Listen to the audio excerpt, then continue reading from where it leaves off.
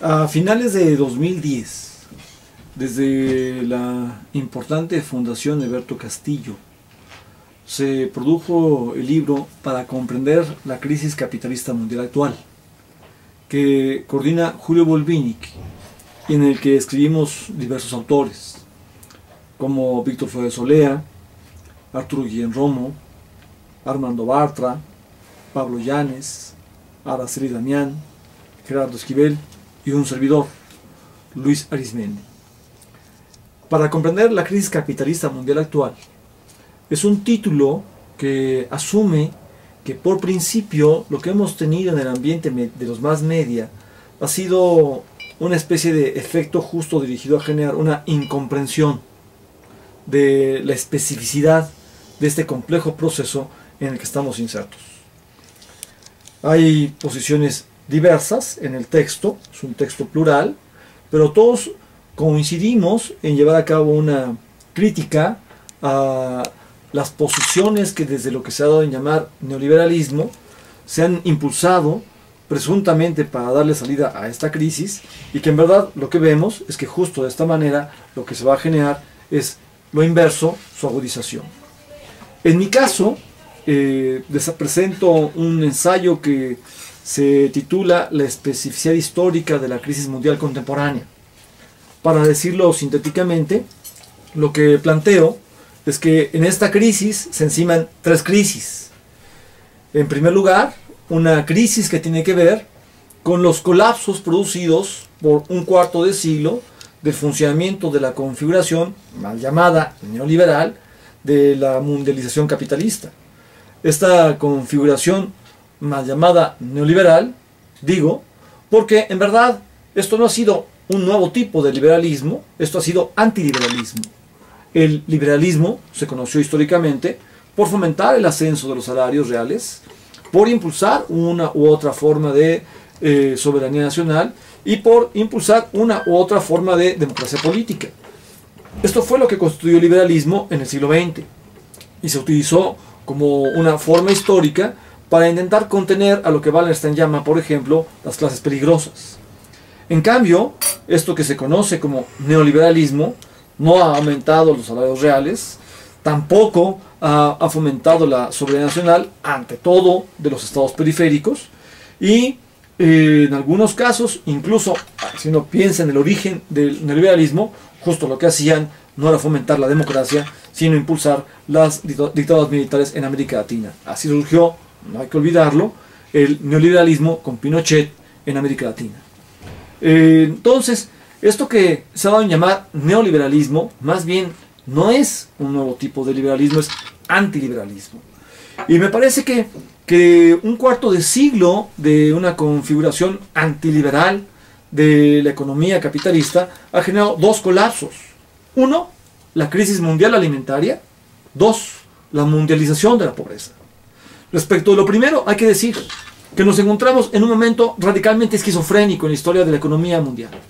Nos encontramos en un momento en el cual existe la capacidad para generar alimentos para la totalidad de la sociedad planetaria, y sin embargo, reconoce la ONU, nos encontramos al mismo tiempo en la peor crisis alimentaria de la historia de la humanidad.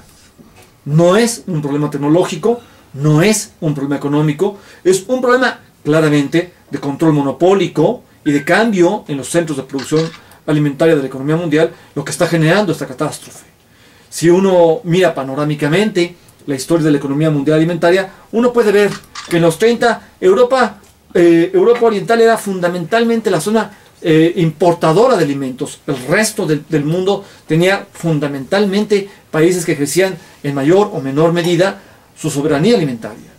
Después esta forma de funcionamiento empezó a cambiar, especialmente en los 70 y más aún en los 80, con esta configuración antiliberal que movió los centros de la economía mundial alimentaria hacia centros estratégicos de la economía mundial. Por ejemplo, hacia Estados Unidos. Ahí las corporaciones transnacionales se han convertido en centros de la economía mundial alimentaria, desmontando las anteriores soberanías alimentarias que múltiples estados nacionales ejercían. Esto es lo que nos ha colocado en este lamentable escenario, en el cual ahora, por ejemplo, en el caso de México, un país que podría tener capacidades para generar completamente su maíz, sin embargo lo importa, y lo importa de Estados Unidos. Se ha generado una dependencia alimentaria artificial en una pinza que por un lado asfixia al campo y por otro lado abre las puertas de la economía nacional a un control estratégico de los alimentos estadounidenses. La primera crisis que está en juego entonces en esos tiempos es la crisis mundial alimentaria, y junto a esta está la mundialización de la pobreza. La pobreza no era mundial, la volvió mundial. Esa forma de funcionamiento de la economía, la forma antiliberal. Es muy importante, por ejemplo, encontrarse con que la misma ONU ha hecho un balance muy destacado al respecto de cómo ha sucedido la mundialización de la pobreza.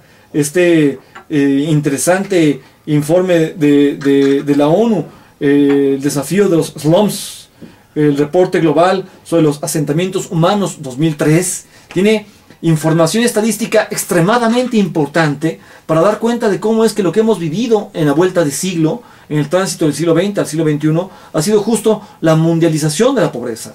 En ese informe se puede encontrar uno, por ejemplo, con que a principios de este nuevo siglo y milenio, el número total de habitantes en slums en el mundo alcanzó los 924 millones de personas. Esto significa alrededor de 32% de la población urbana del planeta. Si se centra la mirada en las regiones en vías de desarrollo, la proporción crece hasta corresponder a 43%. Si se va más lejos y se limita la mirada a los países menos desarrollados, se descubre que los habitantes de slums equivale a 78.2% de la población urbana. O sea, estamos hablando de cómo es que la ONU ha llevado a cabo una medición estadística del modo en que avanzó la mundialización de la pobreza. Esta expresión es paralela a aquella otra de la que habla, por ejemplo, Mike Davis, cuando se refiere a planeta de ciudades miseria. Esta es la primera dimensión de lo que está en juego en la crisis contemporánea. Las otras dos crisis que están en juego en la crisis contemporánea son, en primer lugar, la que se refiere a la cuarta gran crisis en la historia de los ciclos de la acumulación capitalista, y la otra que tiene que ver con la crisis ambiental mundializada. Cuando uno explora la complejidad de la crisis contemporánea, uno puede ver que se encierran tres crisis. Una crisis es la que tiene que ver con los colapsos producidos por un cuarto de siglo de antiliberalismo, y estos colapsos son la crisis mundial alimentaria y la mundialización de la pobreza. Otra crisis es la que tiene que ver con la cuarta crisis en la historia de los ciclos de la acumulación. Esta es la que estamos viendo actualmente. A mí no me parece que esta sea una continuación de la crisis de 1970. La primera gran crisis en la historia del capitalismo fue de 1870 a 1890 y fue fundamentalmente europea. La segunda gran crisis fue de 1929 a 1944 y fue intercontinental. Allí estuvo en juego la Segunda Guerra Mundial como la respuesta a la crisis de 29. La tercera gran crisis fue de 1970 a 1990 aproximadamente, variando su fin para cada país según cómo se recuperó la tasa de producción del Producto Interno Bruto. Pero esta, que está empezando ahora, es una nueva crisis en los ciclos de la acumulación del capital.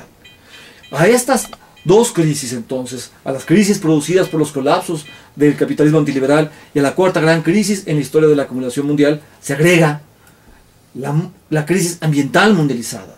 Tenemos un fenómeno muy complejo que yuxtapone crisis diferentes para integrar la especificidad histórica de esta crisis, y cuando uno agrega la crisis ambiental mundializada, se ve cómo se entrecruzan y complejizan las relaciones entre sí de todas estas crisis, colocando al siglo XXI ante retos que es fundamental asumir desde una perspectiva de seguridad humana para intentar contrarrestar los peligros que están en juego.